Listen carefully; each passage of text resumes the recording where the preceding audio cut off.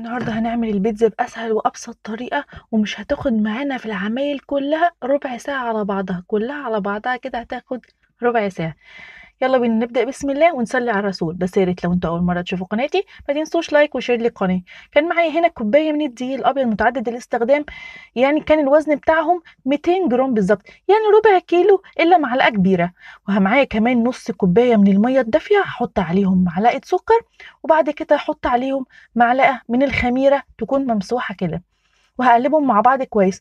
والطريقه ديت مهمه جدا علشان خاطر عايزه العجينه بتاعتي تخمر على طول. هحط بقى معلقه صغيره من الملح، وبعد كده اول لما سبت العجينه على جنب شويه كده ابتدت تطلع فقاقيع كده زي ما انتم شايفين.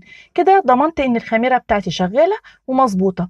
هحط بقى نص كوبايه الميه كده، وبعد كده هبتدي بقى اقلب بالمعلقه كده علشان خاطر مش عايزه يعني اخلي ايدي تكون فيها عجين كتير. وبعد كده لما اتاكدت ان العجينه هتبتدي تمسك مع بعض، هبتدي بقى اجيب كوبايه من الميه واحط ربعها كده زي ما انتم شايفين. انا كده مش هستخدم غير هو بس المقدار بتاع الميه دوت، مش هحتاج ميه تاني خلاص. هفضل بقى اقلبهم مع بعض كويس كده، وبعد كده لما اشوف ان العجينه اتجمعت مع بعض هبتدي اعجنها بايدي كويس جدا. اول لما جمعت كده بالمنظر دوت هبتدي بقى اشيل كده المعلقه وهعجنها بايدي كويس عشان خاطر اشغل الجلوتين بتاعها وتكون شغاله مظبوط. علشان خاطر بقى اخلي الخميره بتاعتي ان هي، قصدي العجينه بتاعتي انها تخمر على طول، بعمل ايه علشان خاطر في 5 دقايق بالظبط بتكون العجينه بتاعتي تخمر كده وتعلى. هحط طبعا معلش معلقه زيت، وبعد كده هعجنها مع بعض كويس. وهقول لكم بقى على السر ازاي اخلي العجينه بتاعتي بتكون هشه كده وحلوه ومظبوطه، وكمان ما تاخدش معايا وقت في التخمير. بسخن ميه على النار بخليها تغلي كويس جدا، وبعد كده بحط الميه المغليه ديت في الحله في فرن البوتاجاز، وبعد كده بحط العجينه بتاعتي ديت ب10 دقايق بالظبط يا جماعه، وبلاقي العجينه ما شاء الله. هنا بقى حطيت العجينه بتاعتي تخمر، وهحضر بقى الصوص بتاع البيتزا بتاعتي. بجيب كده زي ما انتم شايفين 5 طماطمات كده حجم متوسط، وبقطعهم اي تقطيعه زي ما انتم شايفين. وبعد كده بعد ما بقطعهم بفضيهم تاني في الطبق بتاعي دوت، وبحط عليهم كوبايتين من الميه زي ما انتم شايفين كده، وبعد كده احطهم بقى على النار واسيبهم يغلوا مع بعض حلو جدا لحد لما الطماطم بتاعتي تستوى كده، واتاكد انها استوت. اول لما اتاكد انها استوت هوريكم بقى هعمل ايه. هنا بقى الحشوه بتاعتي كان معايا فلفل اخضر حراق شويه، وكمان معايا فلفل الوان اصفر واحمر وطماطم، وكمان الزيتون. بصوا الطماطم بتاعتي هنا استوت تمام خلاص، بقت مظبوطه، اتاكدت انها استوت زي ما انتم شايفين لسه بتطلع البخار كده.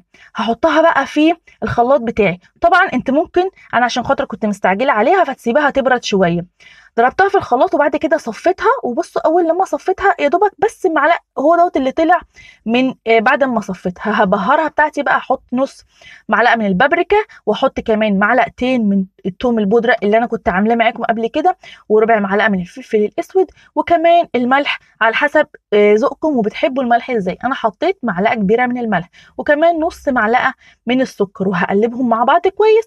وبعد كده لو حسيتوها انها خفيفه هتحطوها على النار انها تتقل شويه معاكم.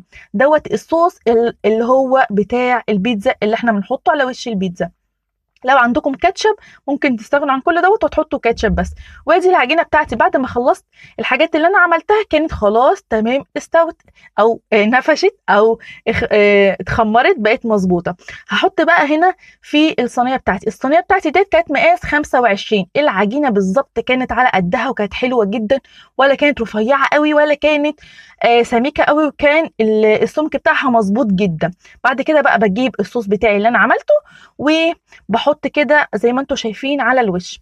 عايزه اقول لكم ان الصوص بتاع البيتزا ده بجد بيكون طعمه حلو جدا، وعلى فكره كمان ينفع تستخدموه ان هو للمكرونه، بيبقى برده طعمه حلو جدا. وممكن على فكره كمان تشيلوه في الثلاجه وتسيبوه لوقت ما تكونوا عايزين تعملوا بيتزا سريعه زي ما انا عملت كده تعملوا بيها. هحط بقى هنا الخضروات بتاعتي اللي انا عملتها، وانا هنا ما كنتش حاطه اي لحوم خالص، ولا صدق ولا فراخ ولا اي حاجه خالص، عملتها بس بالجبنه. وكان معايا هنا ميكس جبن، جبنه رومي على جبنه موتزاريلا.